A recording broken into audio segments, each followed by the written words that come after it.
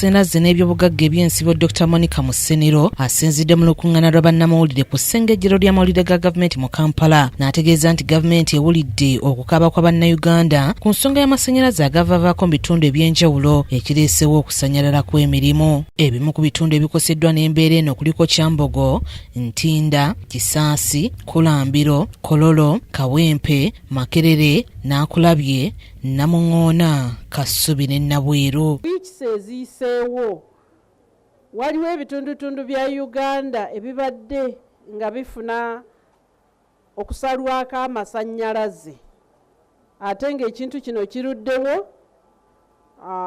ng'ennaku ziwezeewezemukko tubawulidde nga mwogera ku mikutu nga mwogeramu ku b'amasimu nga mubyogerako ku rediyo abalala nga bagezaako okutebenkereza nti kiki kino ekitutuuseeko.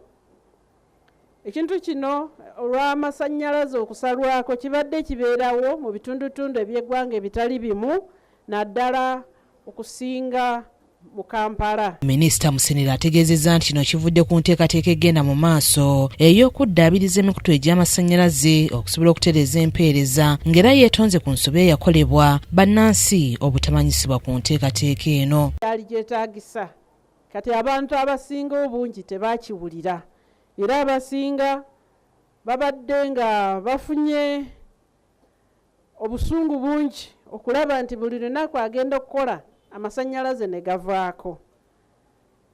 Kati kye tuzze ekisooka kwe kubeetondera twandibadde nga twakola kineneko kwawo. Kitegeerekese nga waliwo n'ebitundu ebirala ebigenda okukosebwa okuva nga 31 omwezi guno okutuuka nga 8 omwezi ogujja ng'era bino okuliko Masanafu, Lugala, Lusaza, Busega ne Nateete okusobozesa era enteekateeka ey'okuddaabiriza emikutu.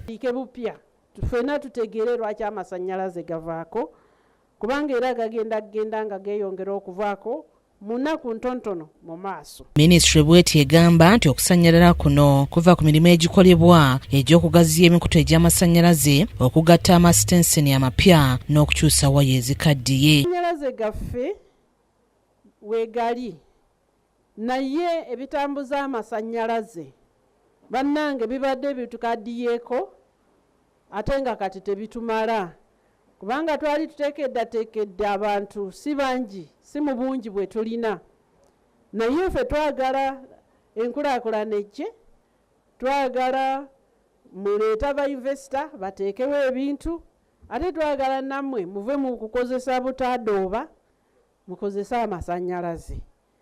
Kitegeezeddwa nti pulojekiti ya Kampala Metropolitan Transmission System Improvement eyakoleddwa ku buyambi obwa JICA eri ku mutendera gwa 91 ku buli 100 ng'era esuubirwa okuggwa nga 8 omwezi ogujja nga muno mulimu okugaziya amasitenseni okuli e Kawaala, Mutundwe ne Bujagali awamu n'okuzimba amapya e Maya mu Buloba ne Mukono. Ministry era erabudde abantu abalimba bannayuganda nga babasaba ssente okubafunira mita oba okubanguyiza okugattibwa ku masannyalaze ng'egamba nti ssente zonna zisasulwa mu bbanka ezikkirizibwa oba ku mobile money entongole. N'ogenda n'okwata omusumeeno n'ogenda n'osala ekyuma ky'amasannyalaze ekyo kye tuzimbye ate oluusi bakisala ne bakireka awo si lwakuba nti baagala sikurapu nti baagala ki naye bakisala busazi lwa ttima obutayagaliza Uganda ebeera emiraala.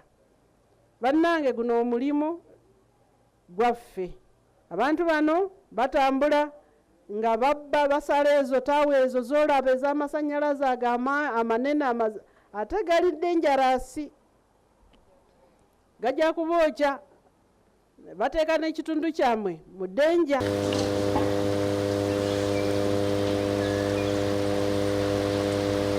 Kabagahe Mary Rose yakusakidde eggulire lino ku KTV Amalindirire.